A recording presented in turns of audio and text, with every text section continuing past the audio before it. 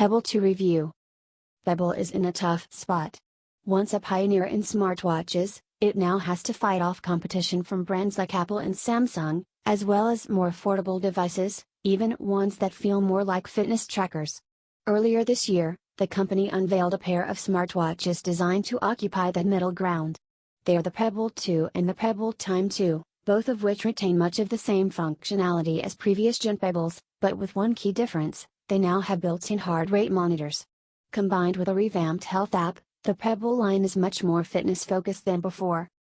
At $129, the Pebble 2 is the more affordable of the two, and it's aimed at those who want a no-frills smartwatch with some workout features. Think of it as a fitness tracker with basic smartwatch functionality thrown in, and priced for people who don't want to spend smartwatch money. The Pebble 2 is a basic smartwatch that brings some improved fitness features over its predecessor. The black and white screen and plastic housing won't win any design awards, but a built-in heart rate monitor gives and water-resistant body lended some serious health cred. Together with a revamped app, the new Pebble will help you track your steps, beats per minute and sleep habits for an affordable price. If you liked the design of the original Pebble, then the Pebble 2 should strike your fancy as well. Its black and white e-paper display, plastic housing and silicone straps are reminiscent of the company's first ever wearable, which debuted in 2012. Some might appreciate the retro design, but I have to say I've outgrown it. The original Pebble probably looked sleek 4 years ago, but in 2016 the monochrome screen feels dated, with the complete package giving off a Fisher-Price vibe. That said, there are a few differences that set the Pebble 2 apart from the original. While the screen still measures 1.26 inches across, the surrounding bezel is much thinner than before. The result is a slimmer, more streamlined look, with a chassis that measures 39.5 by 30.2 by 9.8 mm. The strap itself also feels softer and more pliable than the original. It's comfortable enough to wear for a full workday and even to bed. Also, instead of a plastic coating on top of the display, the Pebble 2's screen is now covered in a more durable Corning Gorilla Glass. And, of course, when you flip the watch around you'll see the built-in heart rate sensor. By default, it tracks your resting heart rate every 10 minutes. It can also monitor your beats per minute consistently throughout a workout, which is useful if you have a target heart rate in mind for your cardio sessions.